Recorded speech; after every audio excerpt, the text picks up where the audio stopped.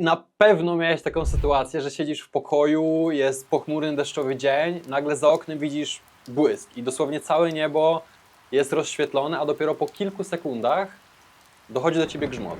Zastanawiałeś się, z czego to wynika?